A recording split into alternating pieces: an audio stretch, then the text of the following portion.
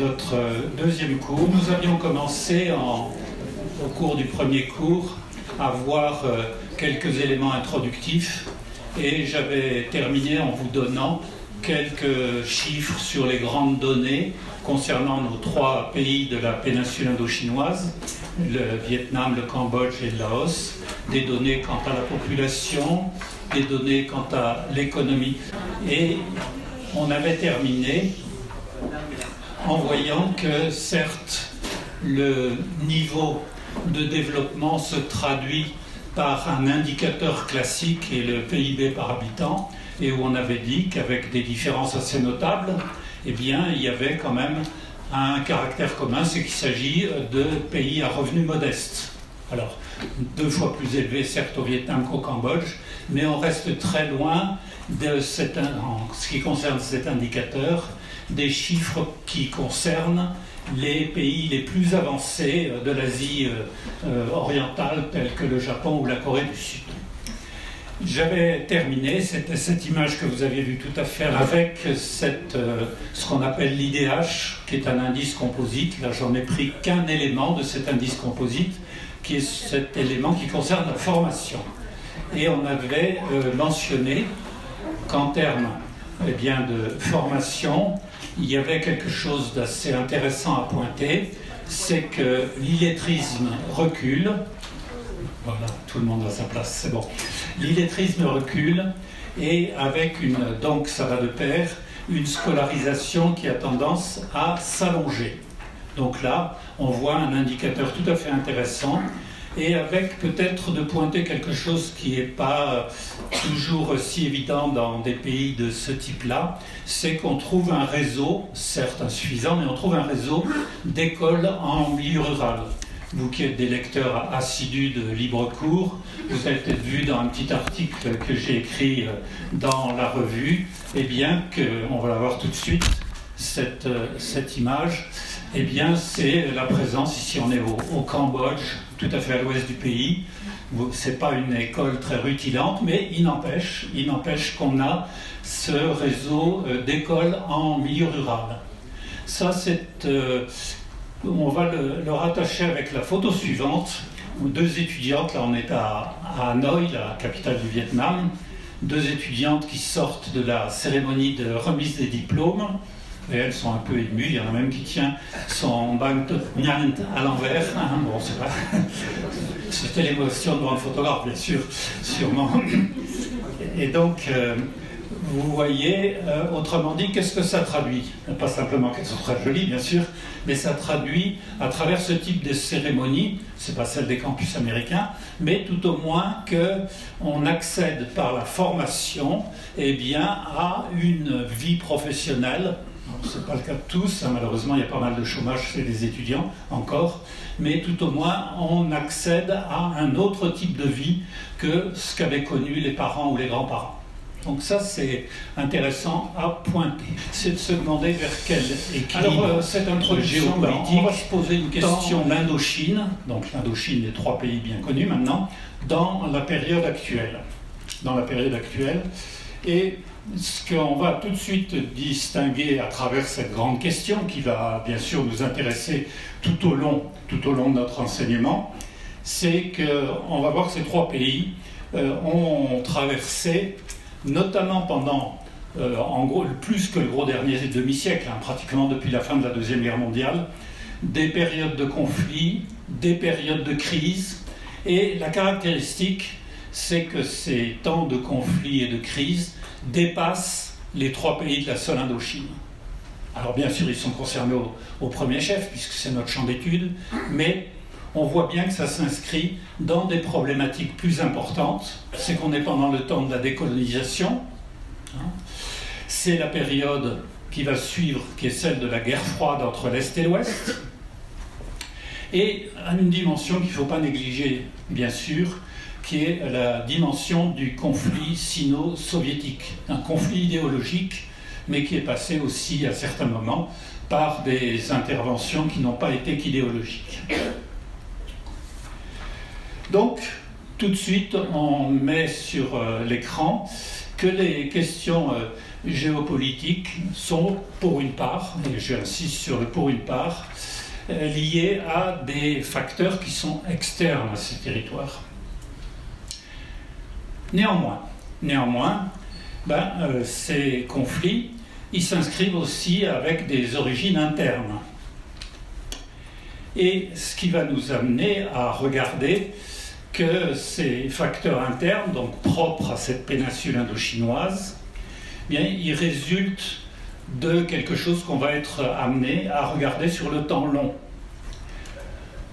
Bon, dès ce qu'on voit dans les querelles du XXe siècle, par exemple, eh bien, à cette période-là sont remontées des querelles précoloniales. Le meilleur exemple qu'on développera tout à l'heure, c'est en particulier dans les relations entre le Cambodge et le Vietnam.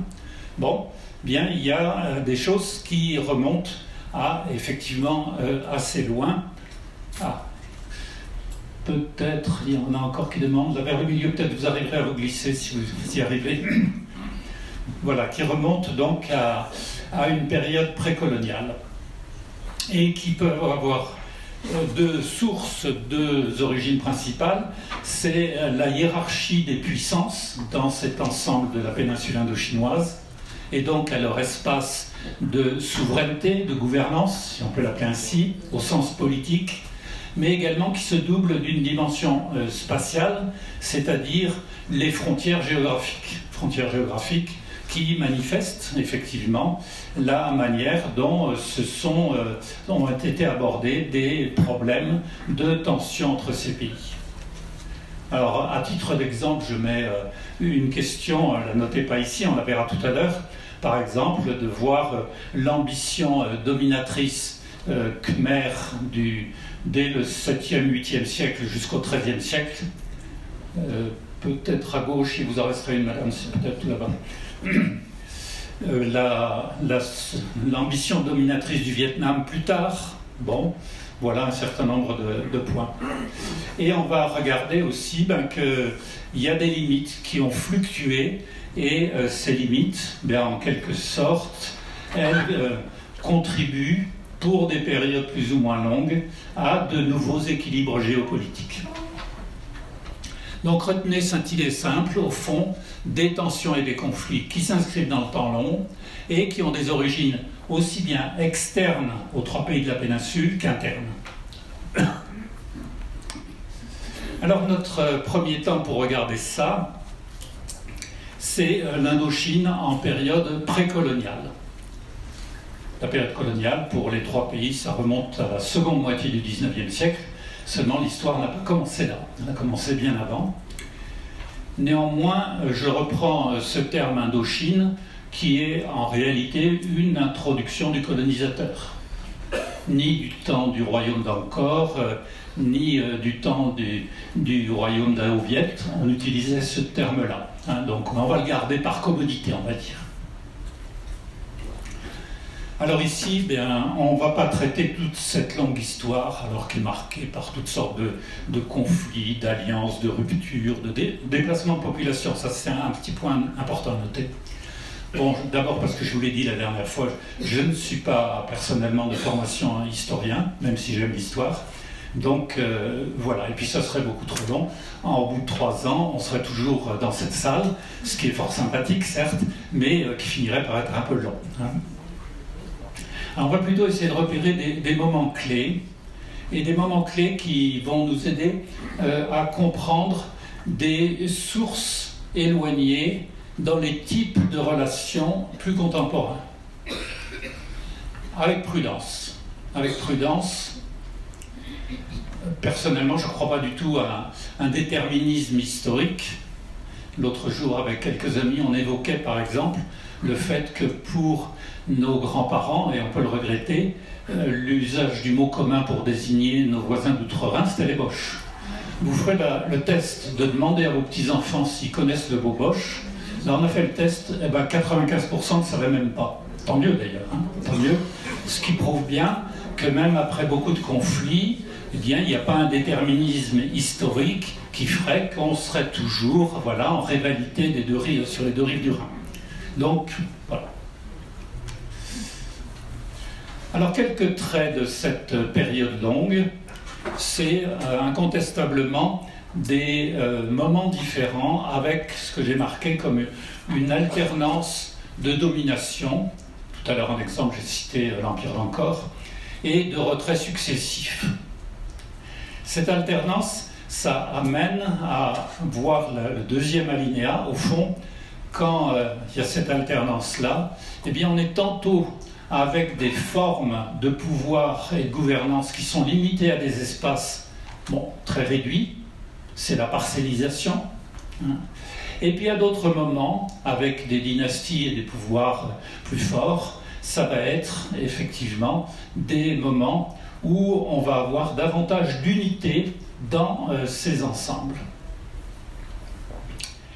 Dans cette période-là, qui nous fait remonter un petit peu dans le temps assez lointain, on va voir que là encore, je risque de me répéter, il y a des interventions exercées par des pouvoirs voisins. Et les pouvoirs voisins, il y en a deux principaux parce qu'ils sont influents. C'est à l'ouest, ce qu'on n'appelait pas encore la Thaïlande, qu'on appelait le Siam, royaume du Siam, et au nord, bien sûr, l'Empire chinois. Et dans ces traits de cette période, alors je l'ai affiché ici parce qu'il me semble être un des points assez constants de cette longue histoire, c'est les montées de l'affirmation nationale. Alors on le verrait un petit peu au Cambodge déjà, mais surtout au Vietnam. On va voir que l'histoire vietnamienne, au fond, elle est marquée par cette continuité du souci de la recherche de l'affirmation nationale. Alors on va commencer par le premier exemple, qui est celui de l'Empire angkorien. À titre de curiosité, vous lèveriez la main ceux qui ont déjà été à Angkor Wat pour voir? Ah oui, pas mal. Bon, ben, vous en connaissez autant que moi, sinon plus, alors ça va être plus facile. Alors, pour l'Empire angkorien, c'est quelque chose qui n'est pas né avec notre ère. Jusqu'au 8-9e siècle, c'était des pouvoirs locaux, toujours pareil, avec cette alternance de conflits et de guerres. Il y a un moment où cet espace, avec un vocable, le nom est d'origine chinoise, qu'on a appelé le Funan, qu'est-ce qu'on sait sur cette période-là? Pas énormément de choses. Si, une quand même, on le voit dans l'archéologie, c'est la pénétration de la culture indienne. Et on va le trouver dans certaines formes architecturales. C'est une période également qui est marquée par des mouvements de population, en particulier ce qui va devenir l'Empire, aux deux extrémités, aussi bien à l'ouest qu'à l'est sur le bassin du Mékong. Alors on avance dans le temps très, très rapidement. Le nom qu'on connaît de la période qui va être vers le 9e, 10e siècle, c'est ce qu'on appelle le Shenla. Et ça va consister à être un moment où il va y avoir la fusion de petits royaumes.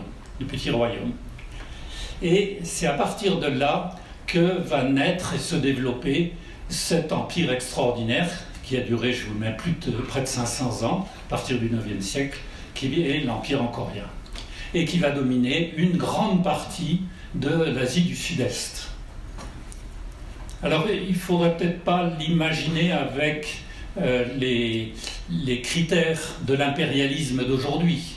Certes, il y a une domination, mais avec encore des formes de vie locale qui sont marquées par les caractéristiques socioculturelles des populations.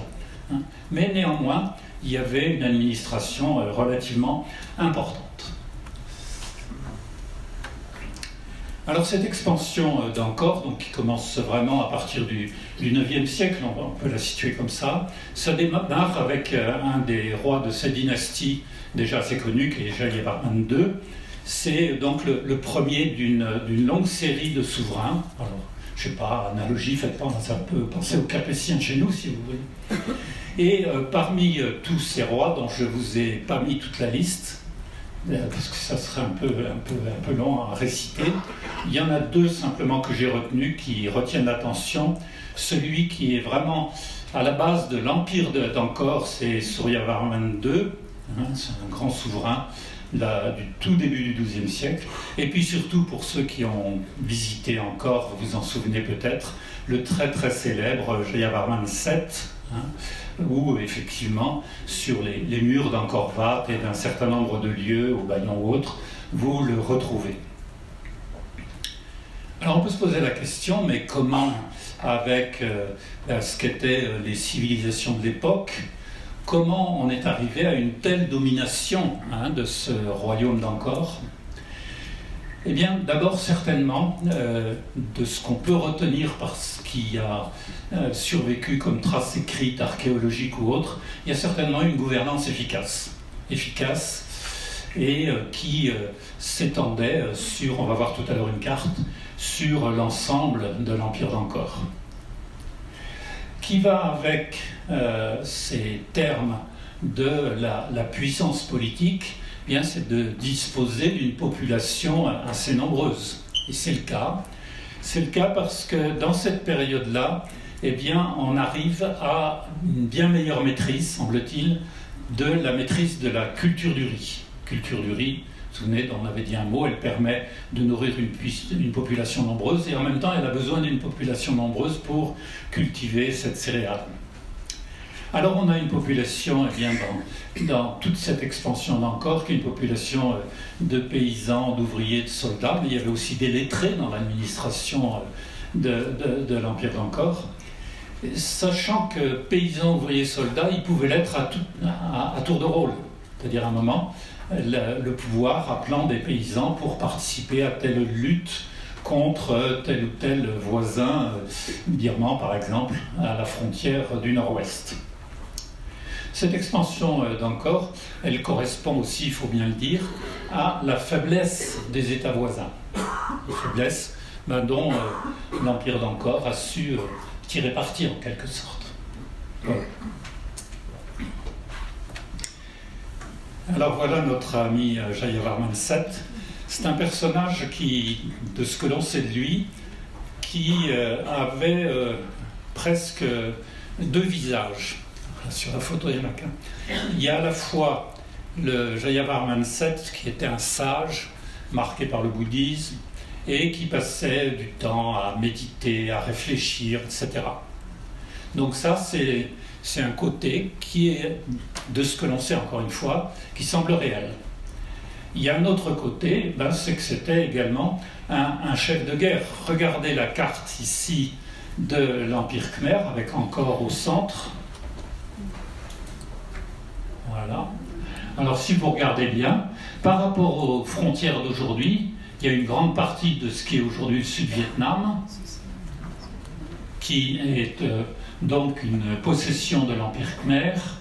Vous avez toute la moitié sud du Laos, ici vous voyez la courbe du Mekong, là, le Prabang est à peu près ici. Vous avez toute une partie qui est la domination du royaume de Sukhothai, c'est-à-dire chez les Thaïs, royaume siamois. Il n'y a que la Birmanie que l'Empire d'Angkor n'a pas occupée. Tant qu'on est sur la carte, regardez bien quelque chose qui est intéressant. Vous voyez que la péninsule, ici ce qu'on appelle la péninsule de Kra, elle est très étroite géographiquement. Et à l'époque, plutôt que de faire le tour très au sud par le détroit de Malacca, le commerce, eh bien, profitait de ce trajet assez court pour faire une voie commerciale qui allait vers l'Inde et toutes ces régions de l'océan Indien. Donc vous voyez un empire qui n'a rien à voir avec le Cambodge d'aujourd'hui, qui est infiniment plus petit. Bon, alors pour ceux qui connaissent, ici on est devant la merveille des merveilles, Angkor Wat, c'est quand même, pour ceux qui ont eu la possibilité, il y en a pas mal parmi vous, on est stupéfait devant tout ce qu'on peut voir. C'est vrai que c'est assez extraordinaire comme tout ce qui peut rester de cette période-là, tant à la fois par l'étendue de tout ce qu'on a comme temple sur des surfaces très grandes. C'est pas qu'Angkor Wat, c'est aussi jusqu'à Bangkok Sarai, vous savez, c'est là où Malraux allait piquer des frises, pardon. C'était pour la culture, bien sûr. Alors, un autre endroit que peut-être vous avez en mémoire, c'est pas la terrasse des rois lépreux, c'est la terrasse des éléphants. Et vous voyez Jayavarman VII à la tête de ses troupes, ici, qui part en expédition. Et pourquoi des éléphants? Parce que les éléphants, c'était les chars d'assaut de l'époque, quand il y avait un conflit guerrier. Donc c'était très difficile de s'opposer quand une puissance avait effectivement ces éléments dans son armée.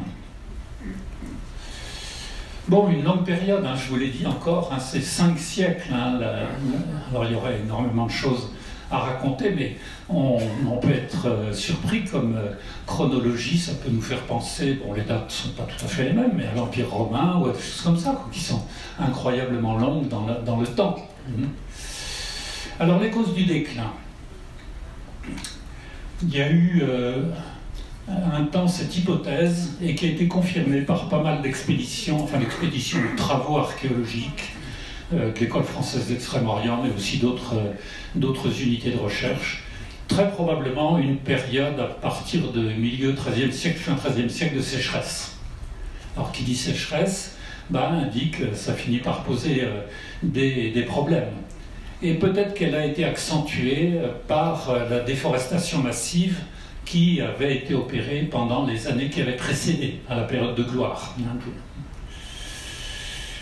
Un facteur humain qui a pu jouer, c'est probablement autour de ce qu'on a ramassé à un vocable qui est celui de l'épuisement des populations, qui a été certainement très réel. Pourquoi ? Parce que ces monarques successifs, je ne dis pas qu'ils avaient la folie des grandeurs, mais un tout petit peu, quoi. Il fallait toujours agrandir encore, et donc les chantiers étaient sans fin. Si vous y combinez à ça la malnutrition, les impôts qui étaient lourds, effectivement, il y a, en termes de ressources humaines, quelque chose qui se passe. Alors, au fur et à mesure que le déclin commence à s'amorcer, donc vers la fin du XIIIe siècle, début XIVe, eh bien, les voisins, ils vont reprendre un peu du poil de la bête, si je puis dire. Et on va voir quelques incursions des voisins, en particulier des tailles. Tout à l'heure sur la carte, on a vu la ville d'Antalya, le royaume d'Antalya, à l'ouest, va commencer à pénétrer certains territoires qui avaient été annexés par l'Empire d'Angkor. Et puis sans oublier que la continuité dynastique n'était pas toujours très, très simple. Alors on va voir un Angkor de plus en plus affaibli, et avec une autorité des rois d'Angkor qui va se réduire progressivement. Et quand on a une autorité, une force qui se réduit, qu'est-ce qu'on fait ? On a tendance à aller voir si auprès des puissances voisines montantes, on ne pourrait pas trouver du soutien. C'est ce qui va se passer notamment dans une dynastie qui correspondrait au territoire du sud du Vietnam actuel, parce que pendant la colonisation on appelait la Cochinchine, et qui était avec une famille régnante assez influente, qu'on appelle les Nguyen, une famille qui va perdurer jusqu'au XXe siècle. Avec, évidemment, quand un voisin vous prête main, généralement il demande quelque chose en contrepartie. C'est logique. Et qu'est-ce qu'a demandé donc la famille Nguyen et les Vietnamiens plus en général? C'est l'installation de populations dans le delta du Mekong, c'est-à-dire la région de Saigon, toute la région du delta. Pourquoi ? Parce que déjà à cette époque-là, la population du Vietnam était plus importante que la population du Cambodge, et donc on était à la recherche de terres disponibles à une époque où la population, c'était quand même essentiellement des paysans.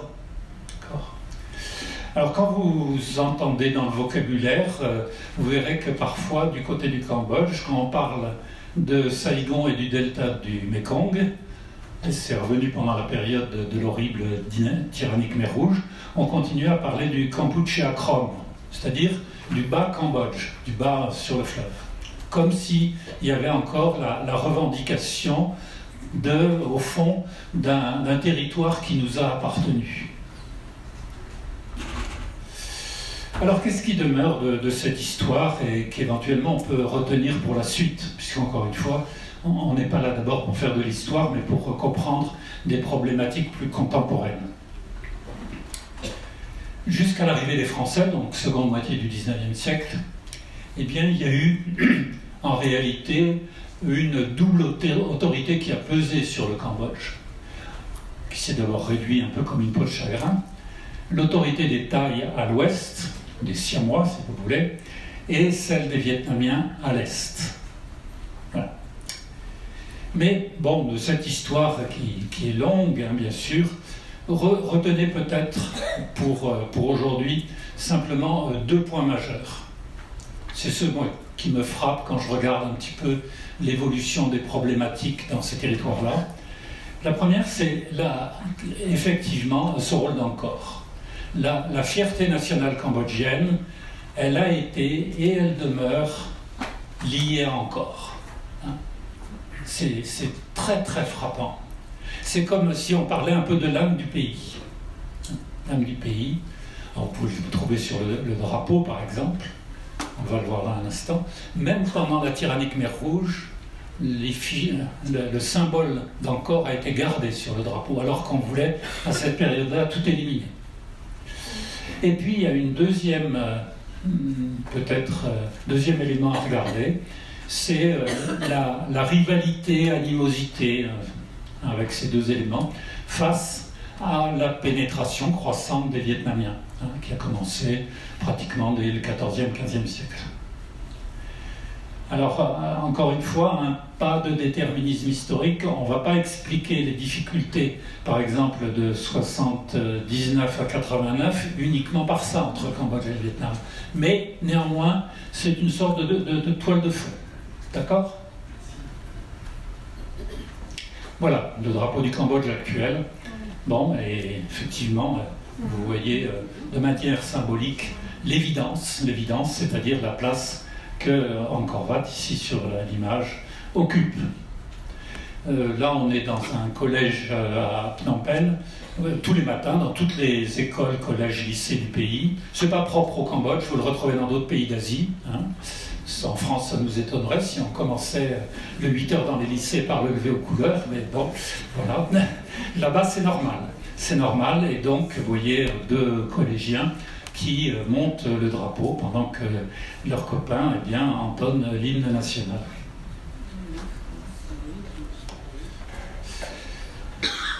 Il faut que je fasse attention à l'heure. Donc après cette petite visite sur le temps long dans la période précoloniale au Cambodge, on va regarder, mais de manière plus réduite, ce qui se passe au Lang Sang. Le Lang Sang, c'est l'actuel Laos. Alors, de manière plus brève, d'abord parce qu'on n'a pas autant d'éléments de connaissances qu'on en a pour le Cambodge, voire pour le Vietnam. Au moment où, vous voyez la date au milieu du XIVe siècle, le Cambodge commence à décliner, enfin l'Empire d'Angkor, eh bien, on a un nom qui émerge, c'est celui de Phang Nhum, qui est une sorte de leader politique qui va jouer un rôle pour essayer de regrouper ce qui était éparpillé comme pouvoir au Laos. Il va être assez habile et il va profiter de bonnes circonstances. Alors non seulement le déclin de l'Empire d'Angkor, il y a deux autres raisons.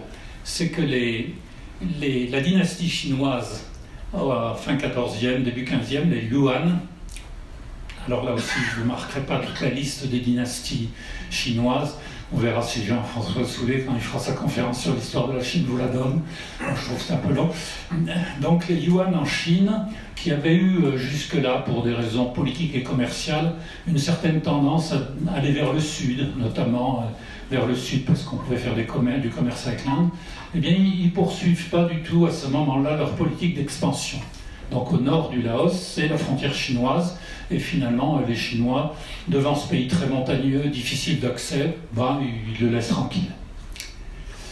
Les Thaïs, à l'ouest, ils avaient quelques ennuis à l'époque avec les Birmans, qui étaient encore leurs voisins à l'ouest. Eh bien, les Thaïs du royaume de Sukhothai, au fond, avec les Laotiens, ils cherchent plutôt une alliance avec les Birmans qui les embêtent, quoi, en clair. J'ai fait l'an dernier, peut-être certains y étaient, un cours sur la Birmanie. Vous avez peut-être vu qu'hier, Aung San Suu Kyi a été condamnée à 6 ans de plus. Elle doit en être à 167 ans de prison. Comme elle a 77 ans, la pauvre chère dame. Bon, c'est vrai. On voit aussi au Langsang le rôle des monastères bouddhistes dès cette époque-là. Et la caractéristique, c'est que les monastères exercent une influence peut-être pas directement sur le siège du pouvoir politique, mais tout au moins sur une imprégnation sur la société. Alors on arrive à la fin du XVe et on va voir, ah oui, à propos d'une anecdote, ce qui se passe avec son voisin. Oh, l'anecdote, peut-être certains d'entre vous la connaissent. Les souverains du Laos, du Langsang, se félicitaient d'avoir beaucoup d'éléphants dans leur pays. Alors, rassurez-vous, contrairement au slogan, il n'y a jamais eu dans l'histoire, on parle du royaume du million d'éléphants, il n'y en a jamais eu 1 million, tout simplement parce que les ressources fourragères n'auraient jamais permis d'assurer la subsistance d'un tel troupeau. Donc c'était beaucoup moins, mais néanmoins il y en avait pas mal. Alors qu'est-ce qui s'est passé? Une histoire de potage presque.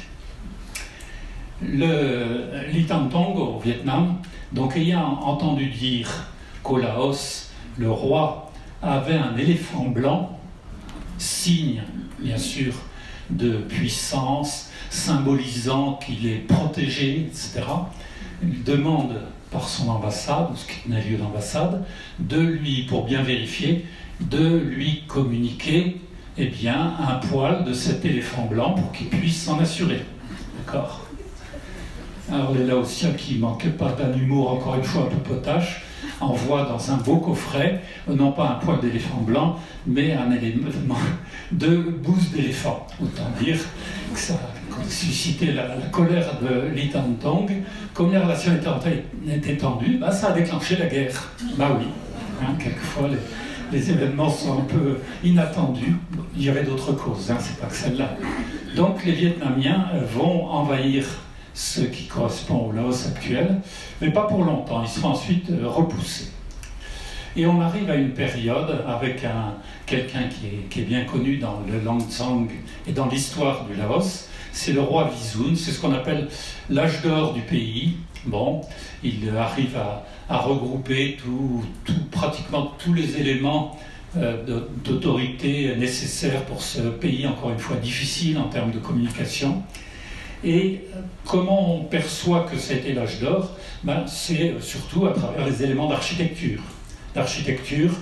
Bon, quand vous voyez, pas tant à Vientiane, c'est le nom de l'époque qu'on appelle aujourd'hui Vientiane, et également, ou même davantage, à Xiangdong, c'est le nom actuel de Luang Prabang. Une ville magnifique et où on trouve encore aujourd'hui un patrimoine architectural lié à cet âge d'or du pays. Et puis à partir du XVIIIe, ça va être le déclin et un royaume de plus en plus morcelé. Alors voilà un peu quelques éléments du patrimoine. Ça, c'est une vue que j'ai prise à Luang Prabang, avec toujours cette importance dans les vats, c'est-à-dire les temples, des statues de Bouddha. Bon, celle-là est particulièrement belle. Qu'est-ce qu'on peut retenir? Bon, le Laos, par rapport aux autres voisins, c'est un pays peu peuplé. C'est un pays avec une majorité de population aujourd'hui qui est à peu près aux alentours des 3/4, pas tout à fait, de majorité de l'ethnie qu'on appelle Lao, mais avec d'importantes minorités, souvent éloignées du pouvoir central et des lieux de pouvoir, et qui vont beaucoup plus tard occasionner quelques soucis au pouvoir central, qu'avec nous, des Yao, des Hmong notamment. C'est un pays montagneux sans beaucoup de moyens de communication, bien sûr. Je vous avais montré des photos pour voir l'importance des reliefs qu'on a pu voir au Laos. Et ça aboutit au fond, à part pendant la période de l'âge d'or avec le roi Vizun et ses successeurs, eh bien, le nord et le sud du pays sont difficiles à contrôler. Le nord parce qu'il est un peu convoité par le Dai Viet, c'est-à-dire le royaume du Vietnam vers Hanoï. Et puis également au sud, c'est les Thaïs notamment. Voilà, mais de rappeler, bon ça, qu'on avait regardé la géopolitique de l'eau, de redire que seul le Mekong est le véritable axe de communication. Et je le redis encore une fois, une société, encore à cette époque-là, mais encore assez aujourd'hui, même si on a un régime communiste, sous influence du bouddhisme. Hein. Dans le bouddhisme, il faut comprendre, je fais une petite parenthèse, qu'être bonze, on peut l'être quelques années de sa vie, et puis revenir à la vie civile normale, hein, tout à fait. Et donc, on va, entre guillemets, accumuler pour son futur des chances, des opportunités, des karmas, comme on dit. C'est également les monastères bouddhistes, merci, c'est également un lieu de formation. C'est-à-dire les jeunes bonzes dans les monastères reçoivent aussi des rudiments de formation, pas uniquement de formation religieuse, mais aussi tout simplement d'apprendre à lire, par exemple. Alors, on n'abordera pas cette question aujourd'hui. Vous savez qu'il y a pas mal d'études qui sortent depuis quelques années, mais qui sont récentes, qui nous font regarder le bouddhisme avec un peu plus de distance qu'on ne le faisait avant. Avant, il y avait une sorte de piédestal, lié notamment à la personnalité du Dalai Lama. On est en train de se rendre compte que, notamment dans la tradition du bouddhisme du grand véhicule, il y a à redire dans ce qui c'est l'empreinte sur la société avec pas mal de dérives. Bon. C'est comme c'est pas mon sujet d'aujourd'hui, je ne fais que l'évoquer rapidement. Alors, venons-en maintenant. Là, on va insister un petit peu plus sur le cas. On est toujours dans la période précoloniale. Je rappelle, période précoloniale. On va regarder ce qui se passe au Vietnam. Le Vietnam tel qu'on le conçoit comme espace aujourd'hui, même s'il a mis du temps à se constituer sous la forme d'un État qui ressemble aux frontières actuelles. La constance, je le redis, je l'ai dit une fois, je le redis deux fois, c'est une quête d'indépendance. C'est un esprit nationaliste. Nationaliste, je méfie, parce qu'aujourd'hui le terme est quand même connoté un peu péjorativement, disons une forte fibre nationale, on va dire. Et face à qui? Face aux puissants voisins chinois, il n'y a pas de doute. Alors regardons rapidement, de la période du IIIe siècle avant Jésus-Christ à peu près jusqu'à la date de 938 où il y aura une bataille. Vous voyez donc il y a largement 12 siècles consécutifs de domination chinoise. Bon. Donc les Vietnamiens dans leur histoire lointaine, ils savent ce qu'il en est beaucoup dans la tradition orale, l'histoire rappelle beaucoup d'événements qui étaient celles d'une sinisation forcée. Bon. Alors, il faut être quand même un peu dans la nuance. Les Chinois avaient une société qui était assez développée économiquement et culturellement. Qu'est-ce qu'ils ont apporté? Incontestablement, à cette période-là, même si elle est lointaine, on a quand même quelques traces de cette histoire. Il y a eu le développement de l'agriculture. Les Chinois étaient plus forts que les paysans de la péninsule indo-chinoise dans la maîtrise des principales cultures. Et puis également les voies commerciales, parce que les Chinois du Sud, en particulier du Guangdong et du Fujian, c'est des gens tournés vers la mer. Et tournés vers la mer, ça veut dire quoi? Qu'on aime bien faire du commerce et qu'on est intéressé par l'ailleurs. On n'est pas replié sur soi. Quand j'avais étudié avec vous les mouvements migratoires vers Taïwan, j'avais montré qu'en réalité, ce n'était pas du tout des Han ou en forte minorité qui avaient débarqué à Taïwan, c'était plutôt des personnes largement de ces régions. C'est aussi, au plan culturel, une société qui est déjà assez avancée, et les lettrés vietnamiens vont adhérer au confucianisme, surtout dans le nord à Hanoï. Mais néanmoins, cette longue domination, elle se traduit par de l'impopularité, parce qu'il y a des choses que les paysans supportent mal, c'est les travaux forcés et c'est les impôts. Et il y a, parmi les premières figures de résistance, ça reste dans les livres d'histoire que les enfants apprennent au Vietnam, l'épisode des Sœurs Trung. C'est vieux. Sœurs Trung, c'est au IIIe siècle après Jésus-Christ, donc il y a bien longtemps. Les Sœurs Trung, c'était des veuves dont les maris avaient été tués par l'occupant chinois. Et elles avaient, avec pas mal d'intelligence et d'efficacité, mené la révolte contre l'occupant chinois.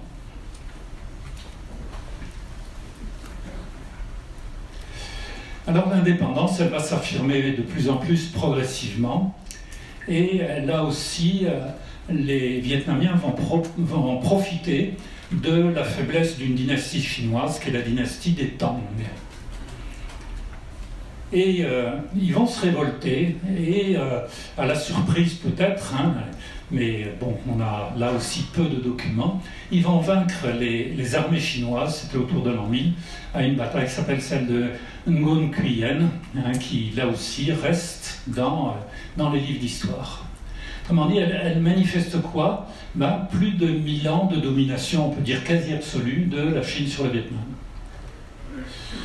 Alors, consécutivement, du XIe au XIIIe siècle, avec l'indépendance du Dai Viet, c'est-à-dire la partie nord de l'actuel Vietnam, c'est-à-dire, vous vous souvenez quand on a vu la carte de l'Empire d'Angkor, c'est une partie du pays qui n'avait pas été occupée par l'Empire d'Angkor. Donc à partir de cette zone au nord du pays, qu'on appelle le Dai Viet, eh bien, le royaume du Vietnam va se renforcer. Et pour éviter la trop grande influence culturelle des mandarins, y compris des mandarins vietnamiens, eh bien, le pouvoir va soutenir les bouddhistes contre les traits confucéens. Autrement dit, c'était une manière de reprendre le pouvoir par les élites intellectuelles. Et c'est à la même période, pour ça peut-être aussi, puisque je vois qu'il y a de grands voyageurs dans l'assistance, vous avez peut-être vu le Temple de la littérature à Hanoï, qui est un monument magnifique, et qui est la première université, on peut dire, du pays.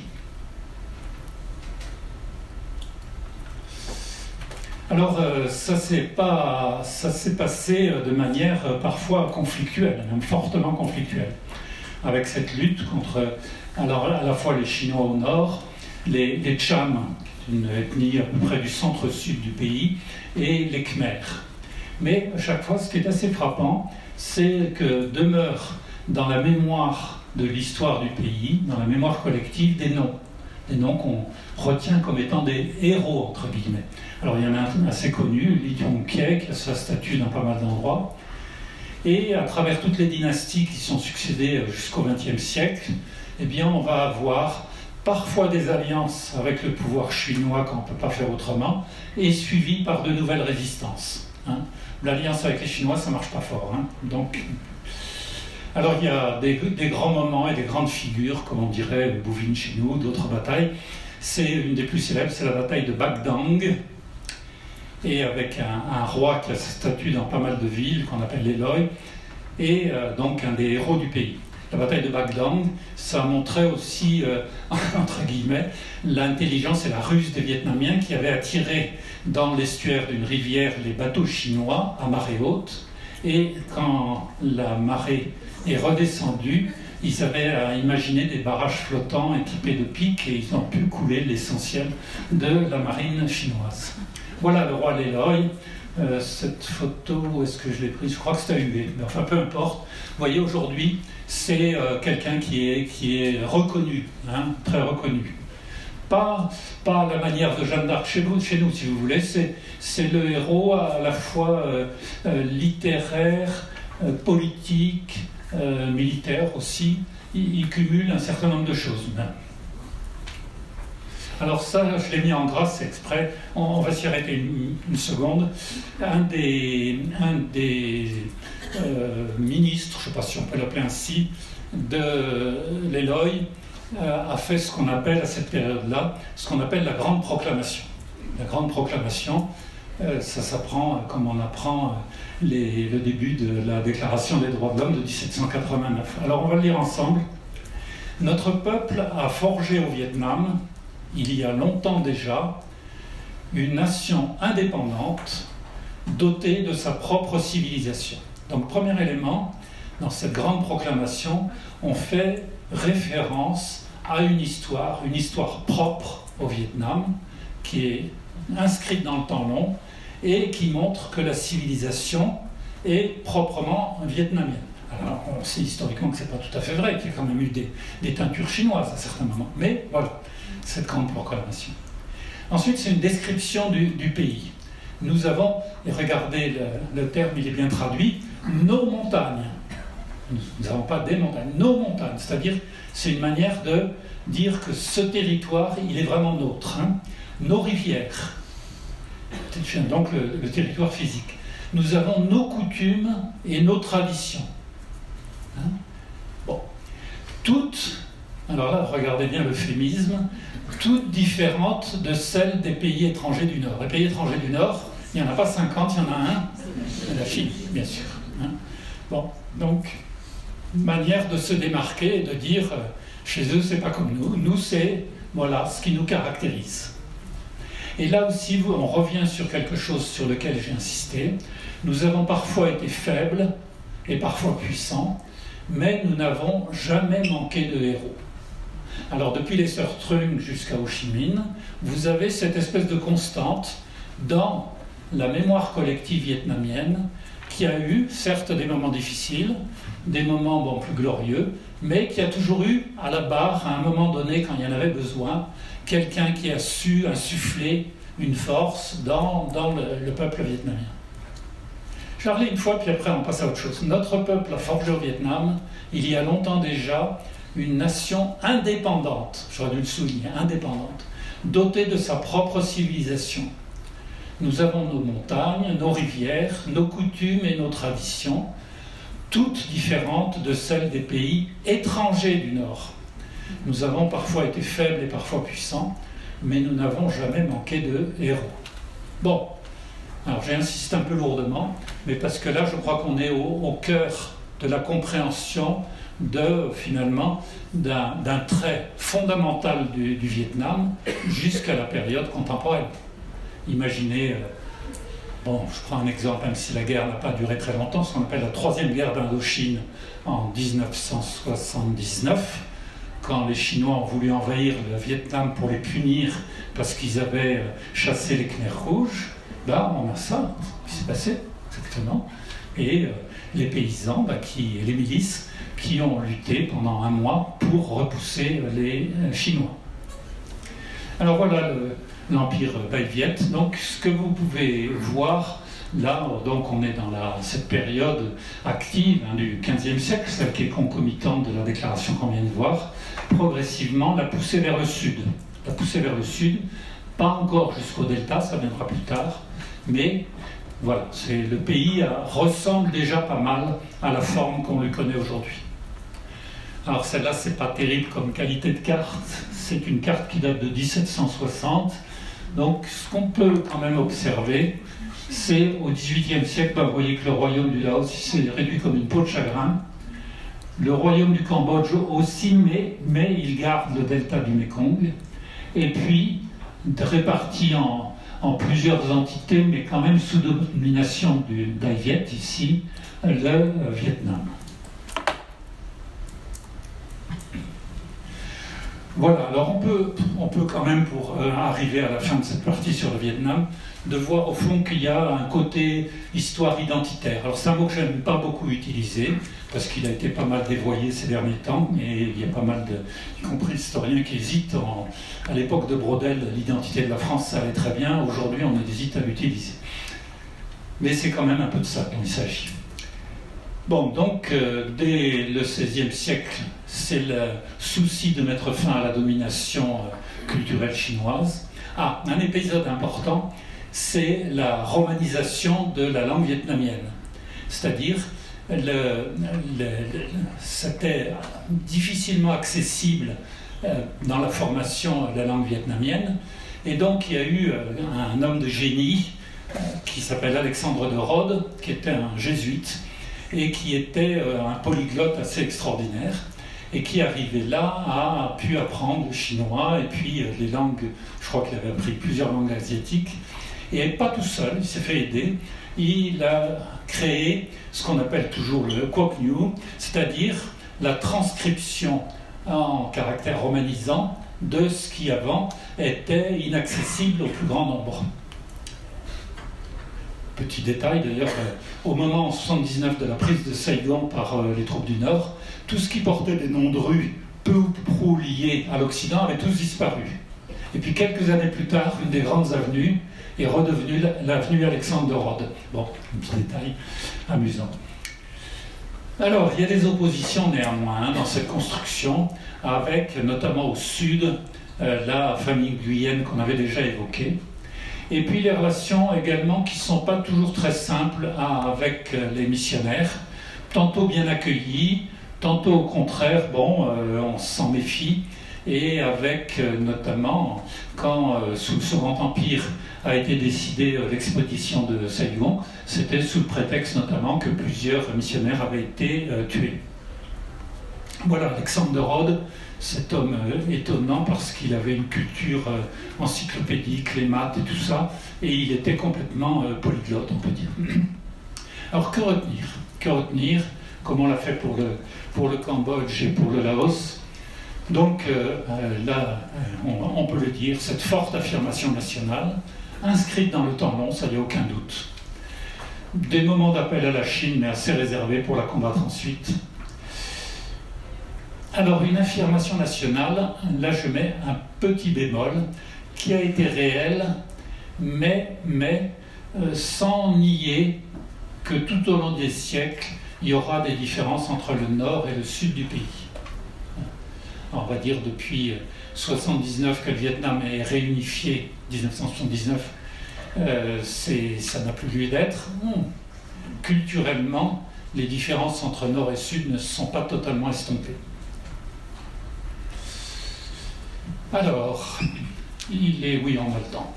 J'avais hésité. Donc là, on était dans toute la période précoloniale. Ça va, pas fatigué? Donc, on va commencer l'autre page. Non? Personne n'est écroulé sur sa table, donc c'est bon. On va regarder ce temps, enfin au moins le début, du temps de la colonisation. Parce que là aussi, pour comprendre quelques questions géopolitiques plus contemporaines, on va passer un peu de temps sur une histoire qui a duré près d'un siècle. Alors là, non plus, c'est pas facile. Il y a des tas et des tas de livres. Tout à l'heure, non pas tout à l'heure, la semaine dernière en introduction, je vous avais cité des livres comme ceux de Bodard. Bon, il y a 3 ou 4 tomes qui font 800 pages chacun.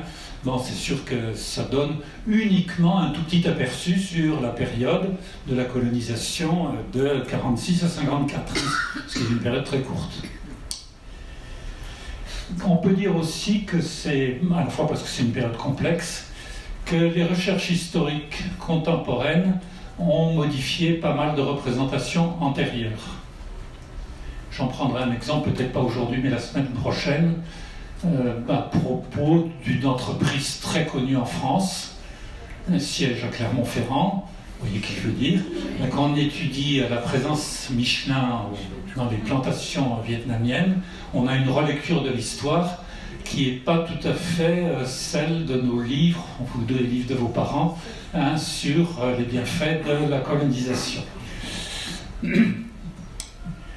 Donc voilà, aujourd'hui on regarde les choses avec toutes les données qu'on peut accumuler et en voyant qu'il faut prendre avec prudence certaines idées qui avaient été projetées du temps de la colonisation.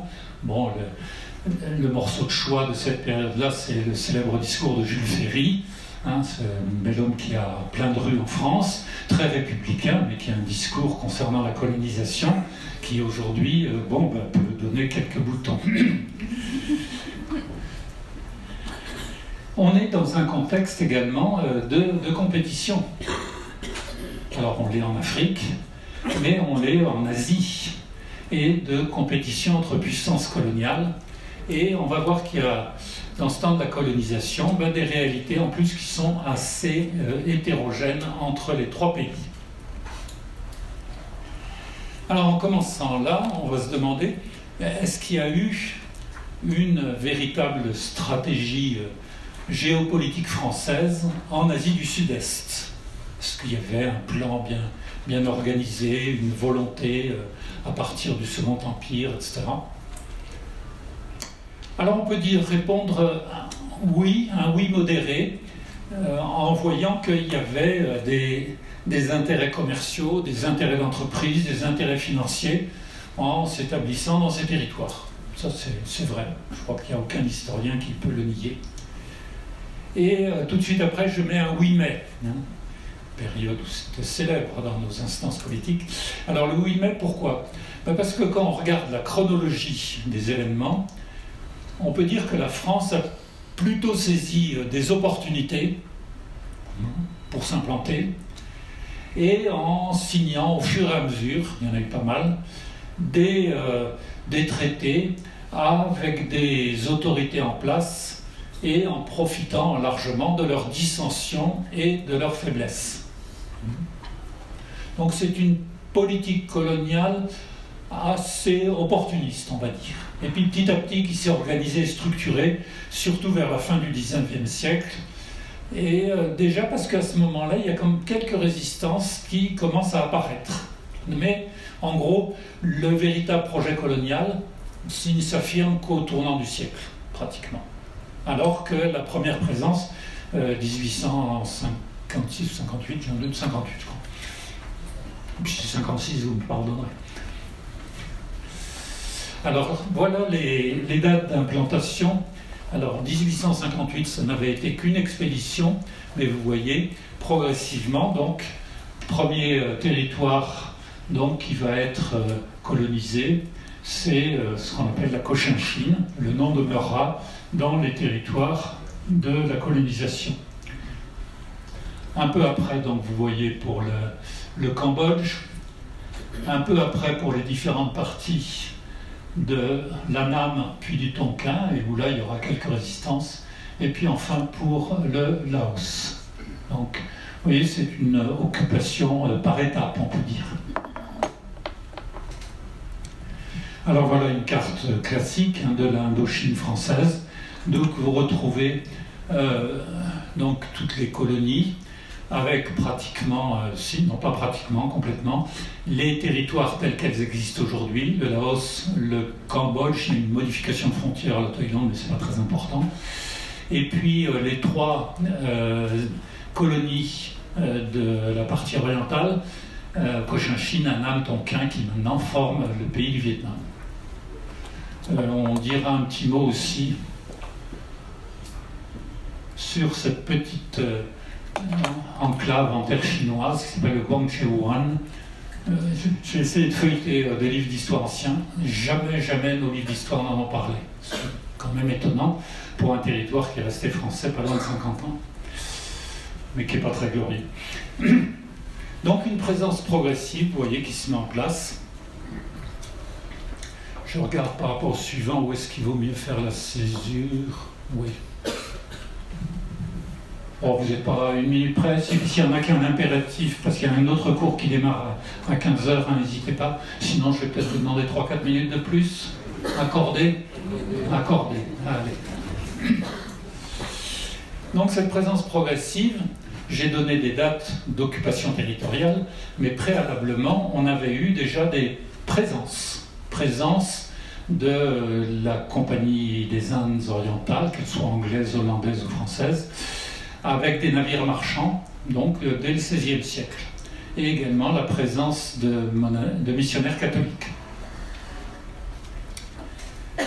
Et pour les derniers, oui, je l'avais déjà mentionné, pardon, c'est pas la peine d'y revenir longuement, c'est, même s'ils avaient été bien accueillis à certaines périodes, c'est l'assassinat de quelques-uns d'entre eux qui avaient déclenché l'expédition alors qu'il n'est ni 1856 ni 1858. Je vous en demande pardon, c'est 1859, mais je pense que vous aviez déjà tous corrigé par vous-même. Je vois que vous opinez. Alors, au fur et à mesure, dans ce contexte de rivalité, on va le voir à travers une carte, la France va s'implanter au Cambodge en lutte contre le Siam. Alors cette carte est intéressante parce que vous voyez les deux principaux empires, l'Empire britannique, donc toute la partie bien sûr des Indes, enfin qui comprend le Pakistan, ce qu'on appelle aujourd'hui le Bangladesh, la Birmanie ici, le sud de la Malaisie, voilà pour les principales, sans oublier Hong Kong ici. Bon, voilà. Pour la France, vous voyez, c'est ici, plus le Guangzhouan que j'ai évoqué rapidement, on en parlera plus tard. Et puis il y a quoi encore? Un espace après une guerre entre l'Espagne et les États-Unis qui va être sous domination américaine, que sont les Philippines. Et un pays qui va rester indépendant, ici, dans le sud-est asiatique, qui est le Siam, l'actuelle Thaïlande. Et puis un empire de Chine, compte tenu de la faiblesse du pouvoir politique, qui va être progressivement spolié tout au long du XIXe siècle, tout ce qu'on va appeler les traités inégaux. Là aussi, si vous retrouvez quelques vieux livres d'histoire, vous verrez qu'en Inde, on a depuis le XVIIIe siècle tout perdu, sauf quelques comptoirs, Mahé, Carical, Pondichéry, Yanaon et Chandernagore. Si on ne savait pas les réciter, la maîtresse vous donnait une punition.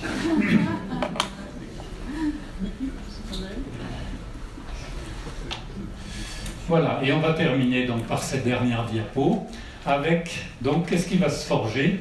Et c'est là où le nom d'Indochine va être concrétisé exactement, en 1887, ce qu'on va appeler l'Union indo-chinoise, qui est donc une construction coloniale, avec le Laos qui est rattaché.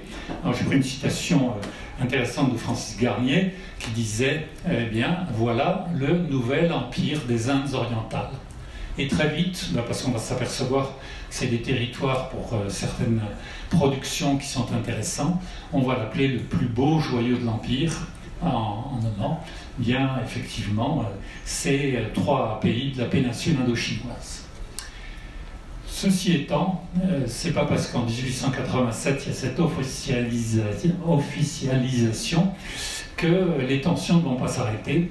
Et la fois prochaine, on regardera que les opérations militaires, soit avec le Tonkin, mais surtout avec la guerre franco-chinoise de 1884-85, montrent que ça ne s'est pas passé dans la douceur. Voilà, je vous remercie pour aujourd'hui. Si cette vidéo vous a plu, vous pouvez nous rejoindre à l'Université du temps libre de Tarbes et de Bigorre à l'adresse utl-tb.info. Vous pouvez aussi nous encourager en cliquant sur le pouce vers le haut. Les commentaires de soutien sont également les bienvenus. Et n'oubliez pas, si ce n'est déjà fait, de vous abonner. Merci et à bientôt.